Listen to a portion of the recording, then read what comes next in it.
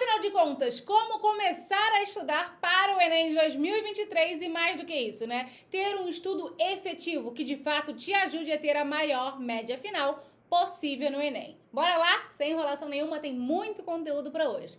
Roda a vinheta.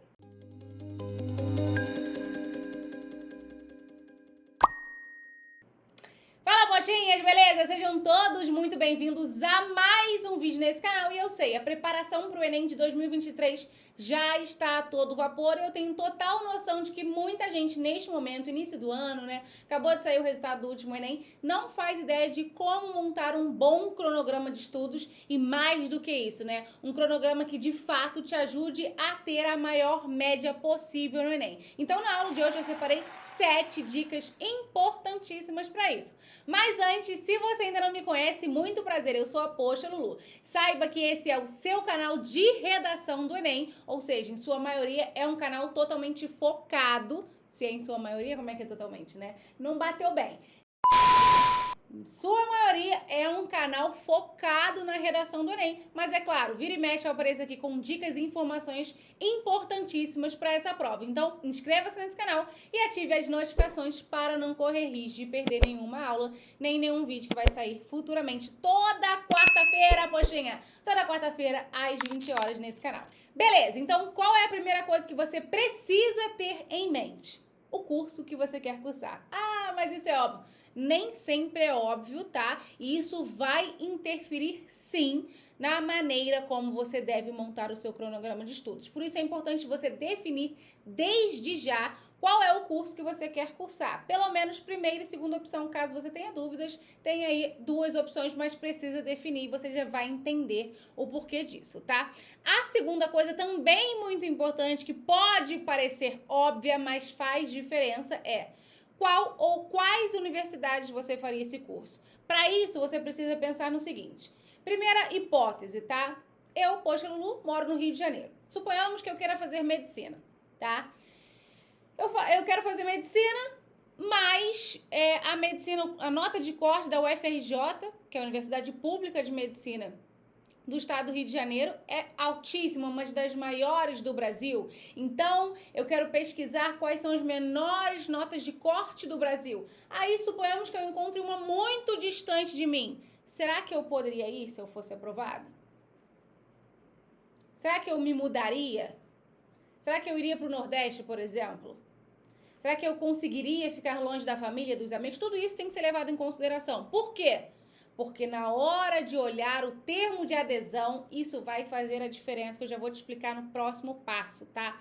Então, defina o curso ou os cursos que você faria, uma ou 2 opções, por exemplo, e as universidades de primeira e segunda opção também. O ideal, inclusive, é encontrar universidades que você de fato iria, se fosse aprovado, e isso eu digo, às vezes você suportaria ficar longe da família e dos seus amigos, mas, por exemplo, a sua família não tem condições de te manter em um lugar tão distante. Então, tudo isso tem que ser levado em consideração.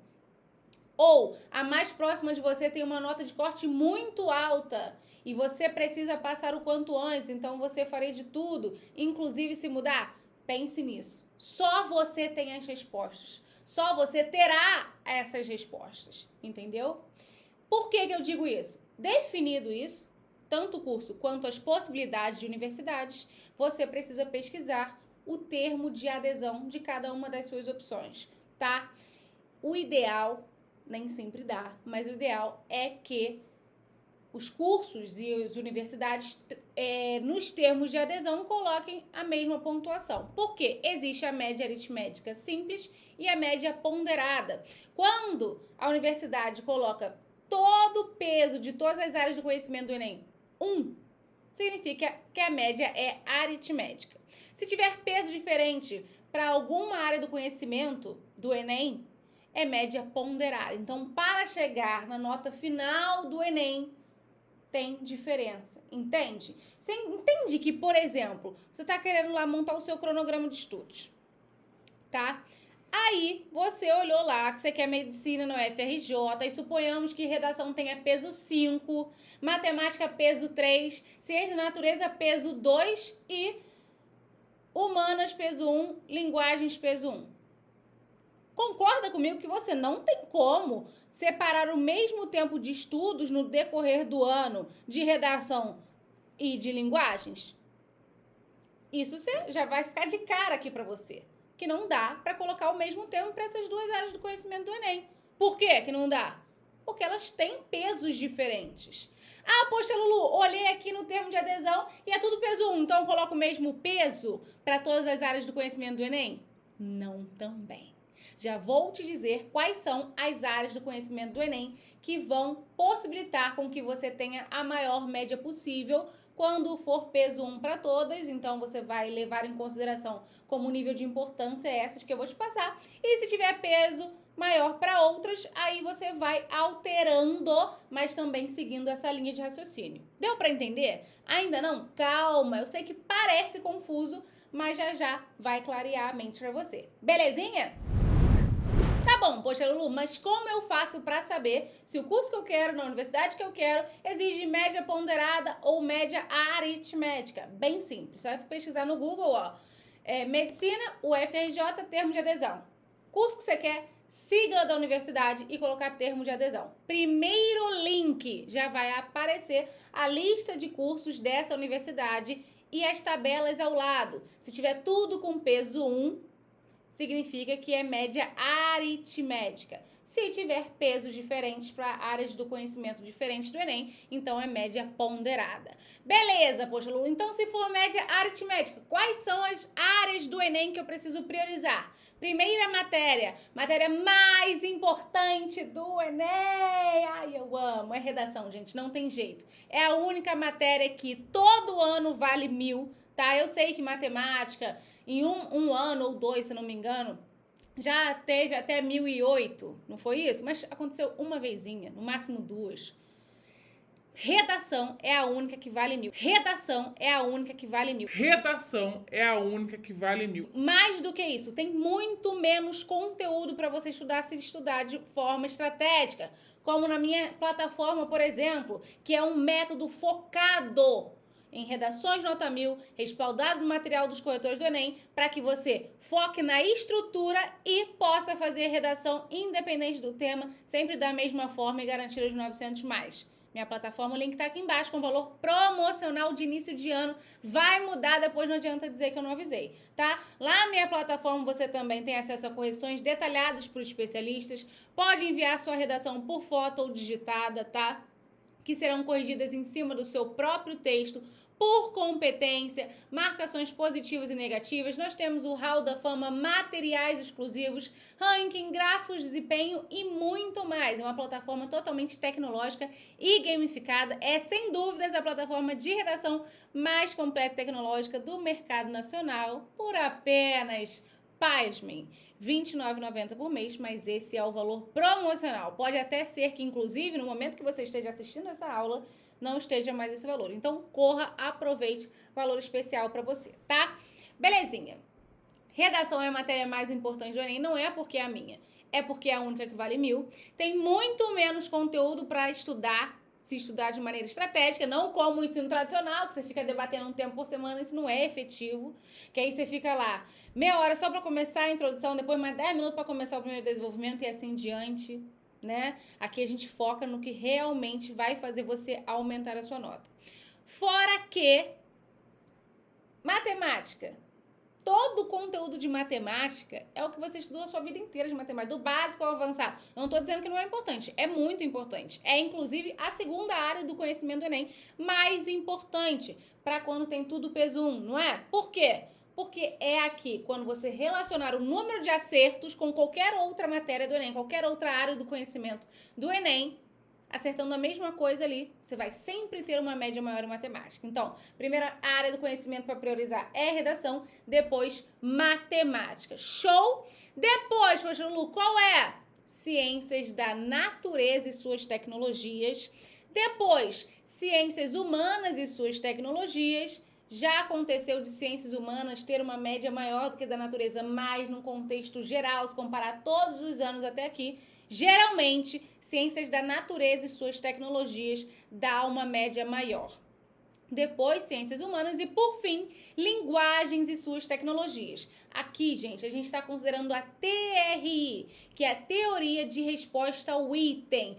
Isso significa que o Enem considera questões fáceis, médias e difíceis. Você precisa priorizar as questões fáceis, tá? Elas te dão a maior nota. Como assim, poxa, Lu? É isso mesmo. O Enem considera que se você acerta uma questão difícil e erra uma fácil, você pode ter chutado ou colado, então sua nota cai.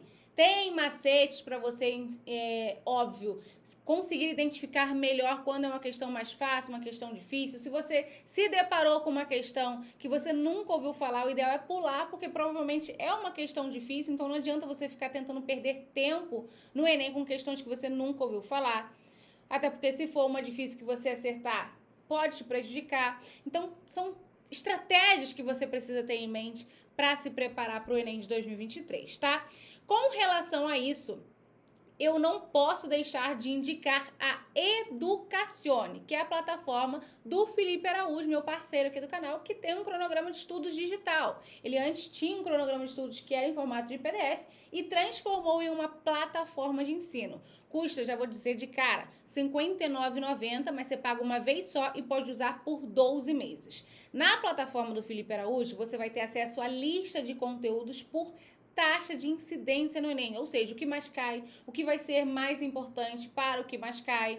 Isso foi feito pelo Felipe Araújo próprio, né, que é especialista no Enem, como também convidados por eles, professores renomados e especialistas também na prova do Enem, para avaliarem o que mais cai.